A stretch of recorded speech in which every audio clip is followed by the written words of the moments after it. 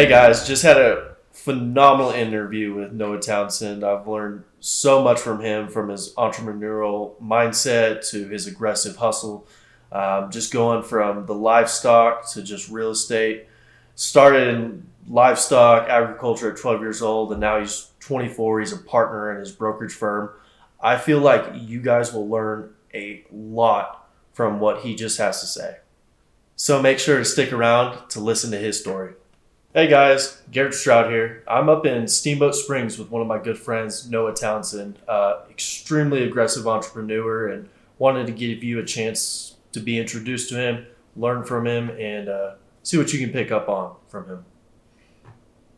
How's it going, guys? Noah Townsend here. Want to thank you guys all for having me, and thanks for getting all this together, Garrett. As Garrett said, my name's Noah Townsend, born and raised here in Steamboat Springs, Colorado. Yep. Beautiful Colorado. And before we even get started about it, based on my previous conversations with Darwin, it's always been he's a hustler, entrepreneur, everything along those lines, right? So I want to hear your story about how you got into this entrepreneur mindset, how'd you get started, things of that nature, and just kind of elaborate more on it. Okay, sweet. Yeah, it all started, my grandpa had his own successful business, parents had a successful business of their own, and growing up, my parents were very much so tough love on me, wouldn't even give me $5 to go get ice cream to take a girl out on a date when I was younger, so I was forced to work.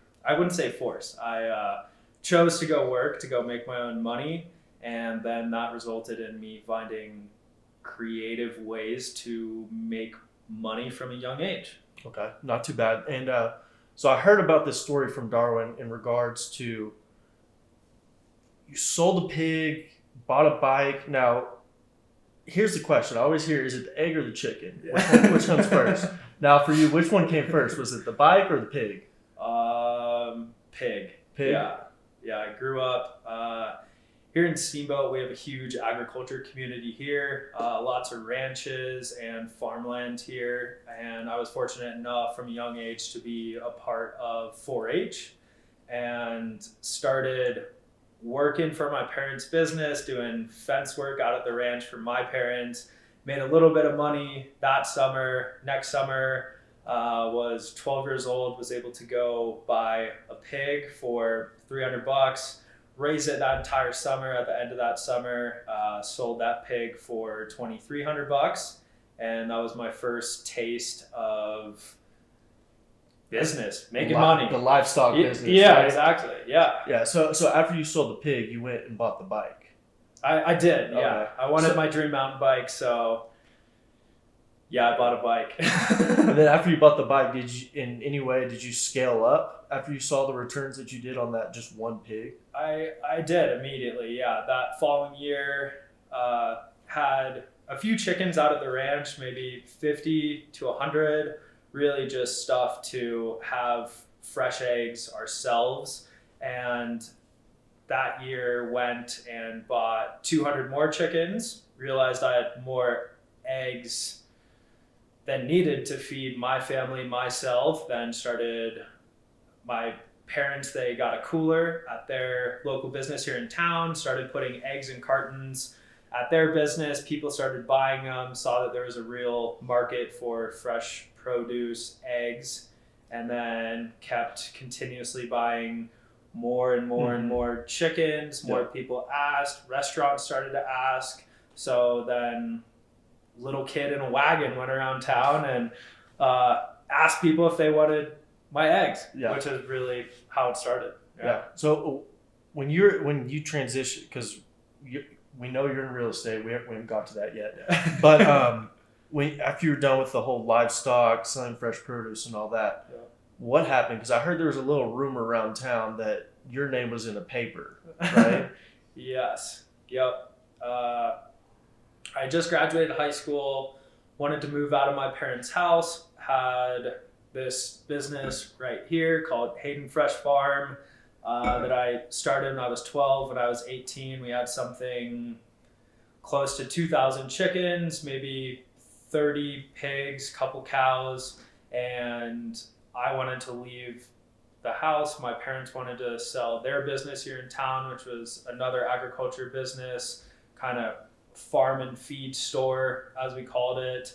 They exited their business, took over my business, and then here in Steamboat Pilot and today there was an article written about us about how typically it's son taking over father's business, and this was the complete reverse role of father taking over son's business, which at the time meant very little to me, and now looking back it was kind of the start to something bigger. You typically don't see that whatsoever. You don't see a son selling their business to their family. It's always vice versa.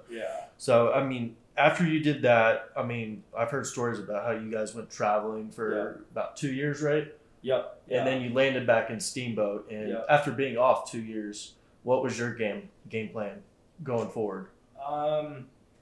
The traveling is really what sparked my love of real estate. My grandfather, he was an attorney here in town, a real estate attorney actually.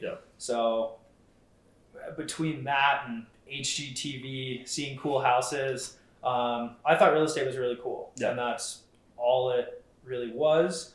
At that time, I had a house sitting business, met my girlfriend, fiance now. She had a house sitting business. We teamed up with that.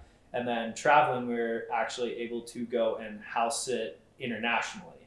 And so throughout our travels, we had all of our accommodations paid for. We're getting paid to stay in these crazy houses, which allowed us to kind of live a very different life than most kids did our age, young adults, kids, whatever. Then moved back to Steamboat after realizing there wasn't much really being created, and coming back to Steamboat really was, now where do I go? Well, going back to the whole house sitting thing internationally, how did you guys get into that little niche market? Because I've never heard of anything like that before. So there was a website called Trusted House Sitters that we went through. You had rigorous verification levels and statuses you need to reach. They want to make sure you're obviously not going to kill anybody or rob the house. Rob the house. Anything like that, we were able to pass through those verification levels. And then essentially any property house on this website you were able to apply for. They would leave, we'd watch their house or house and animals, and it'd either be for free or they'd pay you a little bit. But when you're traveling abroad, it gets expensive really quick, so to not have that biggest expense of housing was pretty different. To me, that sounds like a travel house hack. It was. Because I've never heard of anything like that before. And so you're back in Steamboat, and you're wanting to get into real estate. And how'd you get into real estate then? I was it all started, I was a ski valet at this very prestigious resort here in Steamboat. Started talking with these owners of these multi-million-dollar ski in, ski out condos, and I continuously realized that the owners of all these crazy condos and real estate complexes, they all, one, were either entrepreneurs, had their own businesses, or two, they were all into real estate in some way, shape, or form. Did property management there for 3 years. Started getting my real estate license back in 2020, pretty much right at the start of the pandemic. So after you got your real estate license, was it tough for you breaking into the industry here in this specific market in Steamboat? Because it's such limited on supply. It's not like DFW. No. And it was very difficult. I started originally just working under one of my parents, or one of my buddy's parents, who was a broker here. Literally just started asking him where I could help him. Can I clean off this sign for you? Can I put this sign up? Do you need any flyers? Ran to this property, ran to that property. Then started working for my grandpa who's a real estate attorney, really got into the nitty gritty of documents, contracts, stuff like that. Mm-hmm. Then had my first closing and made, I think it was 10 grand off the one closing. Year prior, I'd made like 25 grand. Yeah. So out of nowhere, oh my gosh, I just made half a year's salary off one little sale. Yeah. Maybe I shouldn't do this part-time. Maybe this isn't going to be just a little gig. Yeah. I should look into this more, learn more. So really, and there's two things right here. So really, you got into the game not expecting too much, just more of just adding value any way you can, whether picking up signs, helping with staging, flyers, all that. Yeah. And then I get what you say when with that first closing, you earned $10,000, right? Just it was different. It was different. Yeah, I had my epiphany last year when we sold one of the properties I invested in, and it was 2-year hold, but doubled my money in 2 years. Yeah. So it changed the game for me. I looked at everything completely different. Exactly. But we talked over the last couple of days, and you've done pretty well this quarter, right? You've closed on a lot of houses and all that. Where do you think it'll be by the end of this year? Do you think it's going to be a smooth sailing? What do you see in the market now?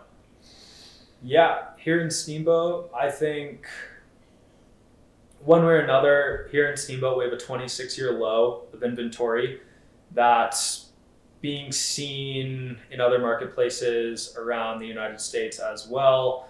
But it really just comes down to taking care of your people. Yeah. And if you got into real estate during the pandemic, you were making easy money, didn't really need to do much, didn't need to work very hard, really doing it for the money, not caring about people, not caring about, you're helping someone buy the biggest investment of their entire life. And it needs to be looked at more than just getting a commission. But I think the people who want to help their people out, they're going to do good and they're going to prosper, just like they have in the past 10 years, 20 years. The people who really got into it for quick, easy money, we're already seeing them exit the marketplace. They're flying out like fish. But that's one thing I commend about you, because you are a connector. You really do care. You're very personal. You reach out, consistently. It's crazy. But that's one thing I know about you is you're a connector. Like, if you know someone's looking for X plumber, you can find a plumber that and is trustworthy and all that, and you're able to recommend them back. Yeah. So that's one thing I commend you on, because sometimes it's hard for me to keep track on who does what nowadays. But it's your entrepreneurial spirit, your hustle, it's connections and all that. That's I feel like it's going to be a good benefit for when you join Young Guns. Yeah. When we finally get this thing off the ground, we'll be able to assist a lot more people and be able to connect more people than we should. So, and just to be able to transition to that, like, how'd you meet Darwin? Yeah. Funny story. And I don't believe in luck, but I believe in consistent results that create other opportunities. And I think meeting Darwin was one of those. I was here in the local Starbucks teaching a buddy about real estate, how to get into it, how to leverage money, leverage debt. This is how 82% of the world's millionaires were created, was through real estate. And so I was trying to teach one of my buddies more. And funny enough, Darwin and Kelly were at that Starbucks, overheard the conversation, asked to come up and just listen in on the conversation. Little did I know his background, history. Yeah. I had no idea. Yeah. And so probably made a little bit of a fool of myself, but I was trying. And I think that's what matters. And then that transitioned into a great relationship with Darwin, Kelly, your guys' entire family, meeting you. And that was about 2 years ago, right? No. 1 year ago? Yeah, a year ago. Yeah. Yep. Because I remember talking to you when we were working on the Iron Ranch development for DGRE, and I remember you taking a look at the numbers, looking at the plans and all that. And you had an idea about doing something in here in Steamboat, something along those lines, right? Oh yeah. And just so the audience knows, we've been working with Noah for the past year or so, just trying to find a good quality investment property here in Steamboat. But the issue we've run into is it's either way overpriced, more than it should be, or it just all the logistics here is nuts. But we're still looking. We're gonna try to find something here in the near future to bring to y'all, and hopefully make it work. So, exactly. we're excited about that. But we understand that the real estate market's taken a turn over the last couple of months, and a lot of realtors are leaving their jobs to go back to the original jobs, right? Yep. Are you doing anything on the side other than showing listings, getting deals closed, or anything on the side that just exemplifies your hustle? Just trying to make it happen. I was last year, without a doubt. Last year I had a detailing company running house sitting gigs, as I had mentioned before. Still doing property management, but a lot less so than in prior years. This year I went all gas, no brakes, full commitment. Became an owner at the group real estate here in Steamboat, and don't quote me on this, but I think I was the youngest owner in the company's history ever. And so bought in there and essentially gave myself no other option other than real estate, because this is my life, my passion, my dream, how I create generational wealth for my family's legacy. Yeah. And so in meeting Darwin, he knew I had all these other side hustles, side gigs, and he was kind of giving me some grief about don't let your side gigs take away from your main thing too much.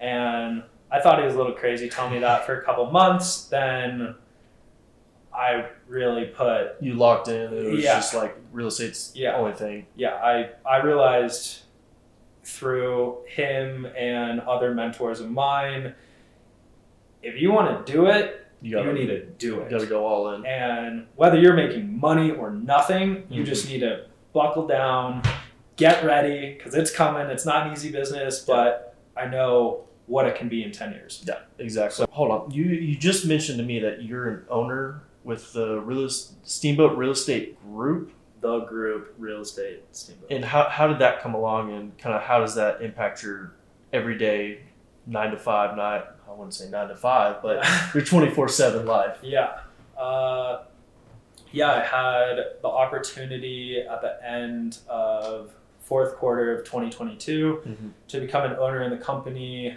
and that gives myself a lot more leverage in the company. I now own shares in the company like any other stock. Whole nother addition to my portfolio is the way that I look at it, of now being able to make returns off the company that I'm so involved with every single year.